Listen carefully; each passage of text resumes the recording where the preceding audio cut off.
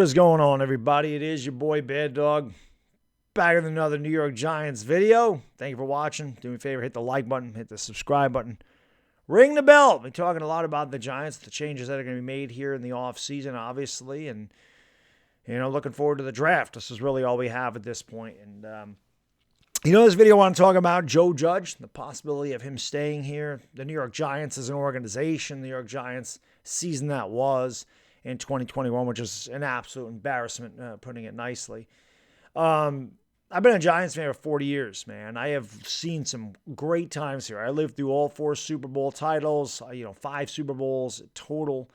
I lived through great days of Parcells, Belichick, saw Lawrence Taylor, in his prime, in most of his career. I saw Eli Manning for his entire career, 2 more Super Bowls with Eli.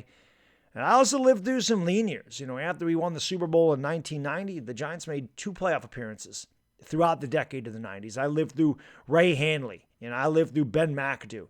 I lived through Dave Brown, Danny Cannell, Kent Graham. Lived through Pat Shurmur. I lived through Flipper Anderson through the end zone in 89. I lived through Chris Callaway unable to handle an onside kick in 97 against Minnesota. I lived through 38-14 blown lead, Trey Junkin bad snap in 2002. I lived through the big disappointment of Plexico shooting himself in 2008. The Giants probably the best team I ever saw them have overall. Not even win a playoff game that year. So I've seen it. I saw the lean years of Dan Reeves at the end of his tenure. I saw the Ray Handleys and dealt with Jim Fossil at the end of the 90s. I've dealt with a lot of bad too.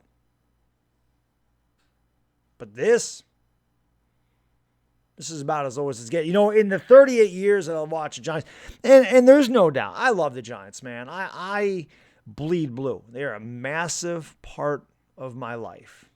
And I understand it's a small percentage, but some people don't like the way that I scream and rant and criticize the team. But you know what? I'm a passionate guy. That's the way I express myself. I would say 99% of the people that do watch my videos enjoy that because I echo, the sentiments of what they're feeling, the frustration, the aggravation, the embarrassment of what the franchise has become, the franchise that we love, the team that we love, the team that we spend thousands of dollars going to the game and hours upon hours upon hours a season watching them play. Through everything that I've lived through, there has never in my life been a point to where I was just like, you know what? I don't know if I can do it anymore. I don't know if I can watch the Giants. Now, 8 months from now, things will probably change. So 8 months is a long time from now. But if Joe Judge is back here in 2022, I really don't know how I'm going to react. I really don't know how I'm going to feel. Will I still watch the Giants? Most likely. Again, 8 months is a long ways away. I can tell you today, it's the first time in my life I've ever questioned whether I'd watch them or not. The first time, through everything I've been through, it's the first time I've ever actually sat there and questioned, is it worth watching the team? With the way this season finished and the buffoonery that is Joe Judge and everything that he has done this season, to take a really, really bad team and make it worse is pretty impressive, to be honest. This man is in over his head. And I don't see how anybody can look at Joe Judge and go, yeah, he's turning things around. The fans have killed him. The media has killed him.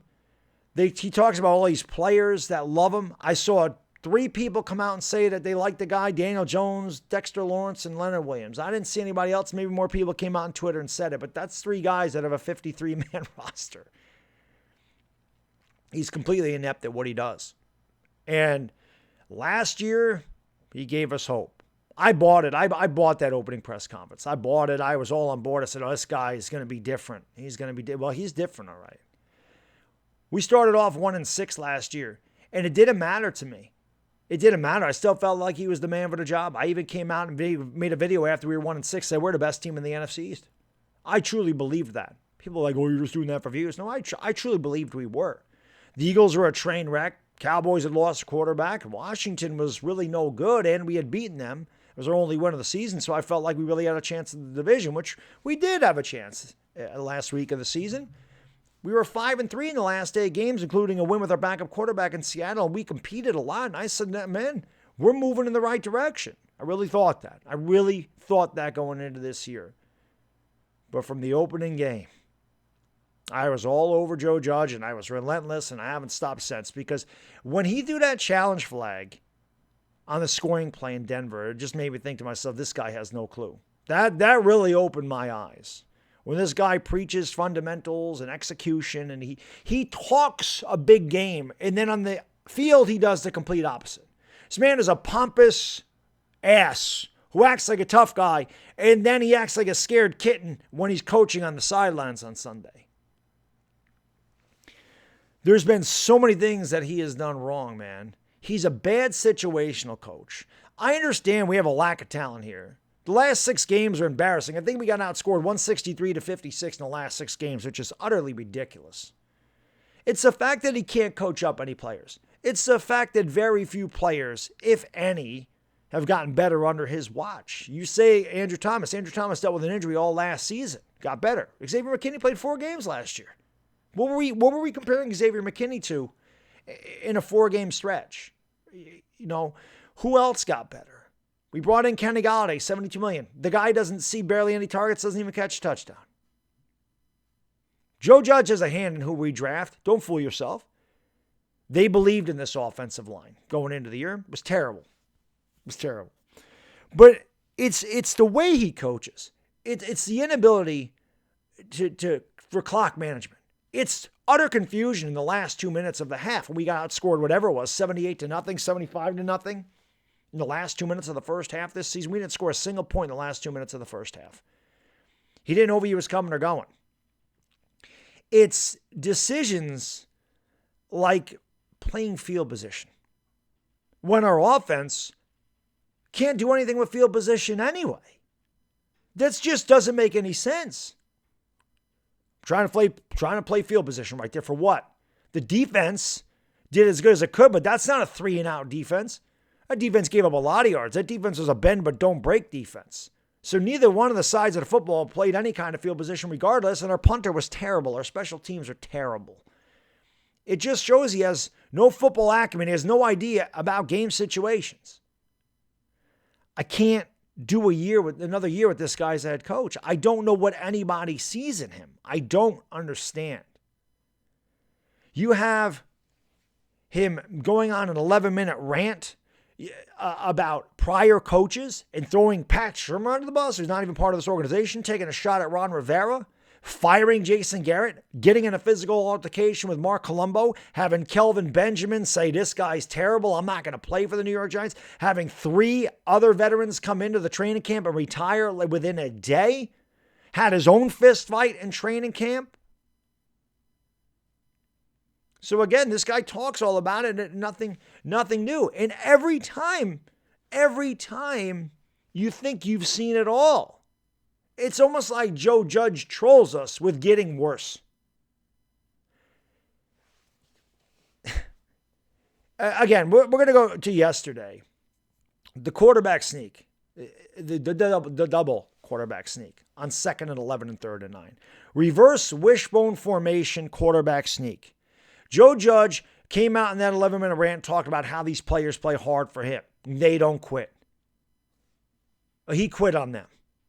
If that isn't blatantly just giving up in the middle of a football game where you are down 3-0 and you feel like you can't even run the football with a running back or even attempt to convert that 3rd and 9, you have pretty much looked your players in the face and say, you suck. I have no faith in you. So we're going to give up. That's what he said. And again, I'll give him the benefit of the doubt. Maybe he thought we were on Washington's 2-yard line. Maybe he thought we were trying to score a touchdown. Because look at this too. Earlier in the game, we have a 4th and inches. And we run a stupid end around to Alex Bachman. We run an end around to him. On 4th and inches. You get cute on 4th and inches. The reverse wishbone quarterback sneak, you would have been better suited running that play on 4th and inches. Not inside your own 5-yard line with 4 minutes to go in the first half. I'll be honest, there's certainly people that come out here like, oh, stop crying, stop crying. I'm going to be honest with you, man. The thought of Joe Judge coming back here next year really makes me want to cry. It really does. I have never been more downtrodden about the New York Giants than I am at this point. Now, my hope is John Mara and Steve Tisch just don't want to fire him, but they will allow the new GM to make that decision. That is my hope. I just don't know how I can handle another year of this guy as our head coach with pretty much the same group of players, because we didn't even have enough cap space to fill a 53-man roster. And we have 2 top 7 draft picks, which you're going to have to pay them good money. So we're going to have to find a way to get cap space there too. So it's depressing to think that this guy even has an opportunity to come back here. 10-23, 6 straight losses by double digits or more. 2 quarterback sneaks in a row from your own 5-yard line in the first half with 4 minutes to go. You're not running out the clock there. The 11-minute rant, the challenging of scoring plays, the consistent two-faced lying, perfect example of Joe Judge. He talks about how I'm only focused on the next week. I'm focused on this. I'm focused on this. And then in the next sentence, he'll tell you how he's building a future and looking at the future and the building blocks. Well, which is it, Joe? Are you looking at just the game, or are you looking at the distant future and what you're trying to build? See, that type of double talk that don't fly in New York, people pick up on that. I will be extremely disappointed if that guy's back here. There's no other. I'm not going to be mad about it. I'm just going to be extremely disappointed. I've said before, if a new GM comes in here and the new GM believes in Joe Judge, I'm not going to like it, but I'll have to accept it. But right now, the fact that a guy like Brian Flores got fired and Joe Judge still has his job makes no sense. I would fire Joe Judge like that, and I'd get Brian Flores on the phone. I mean, I just don't understand. And Mara and Tisch can sit there and go, well, we don't want to keep firing coaches every 2 years. Hire the right person. And just because you don't want to fire a coach every 2 years, what are you going to do? You're going to hold on to Joe Judge for a 3rd year just to have another terrible year, just to say we broke the cycle of firing them every 2 years? If the product's bad, the product's bad. If the employee doesn't work out, the employee doesn't work out.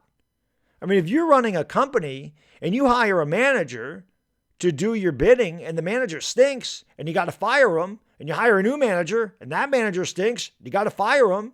Then you hire a 3rd manager and he stinks. What are you going to do? Well, you know what? I continue, not that Mara's losing money, but if you're sitting there going, well, I'm continuing to lose because I don't want to keep bringing in a new manager, let me hold on to one that I know can't get the job done, just so I can push it back a year and say I didn't fire one every 2 years. I don't know, Giants fans. I don't know how I don't know how I could handle another season of Joe Judge. I really don't. It really did. This is the worst year I've ever dealt with. I've never felt like this. I've never just felt completely detached and empty from the Giants. It's just a void of nothing. And it's going to affect the fan base because people have told me before, and I never thought about this because I live in New York and there's a lot of Cowboy fans here. And a lot of Giants fans that grew up in the 70s told me the reason that is, Baddog, is because the Giants were so terrible in the 70s and the Cowboys were on television. Nobody wanted to watch the Giants. So they watched the Cowboys. And the Cowboys are good. And they became Cowboys fans. Well, John Mara and Steve Tisch don't right their ship. They're going to start doing that to this generation. And I'm not saying the Cowboys, but another team. Because you can watch any team you want this day and age. So you're just going to remove a generation of Giants fans and you're not going to get them people back. You're going to have lifelong fans of other people living in your area if you don't right this ship. Joe Judge he's on a ship. He's a rudderless ship floating in the middle of the ocean. He's got no direction. He can tell you he has all the direction that he wants to. He can talk till he's blue in the face. All you got to do is look on that product on the field.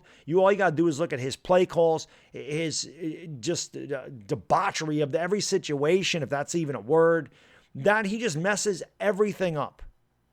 He's clueless. He really is. And I just don't see how there's any way feasible that this guy deserves a third year. I don't see it. Well, anyway, that's all I got in this video. Sorry I rambled so long. I can't believe I just talked for 15 minutes. But anyway, thank you for watching. Appreciate it. And hopefully the Giants figure this out, man. I can't do another year. I can't do another year like this one. I can't go through another one. It's a bad day. He does all them out. Peace.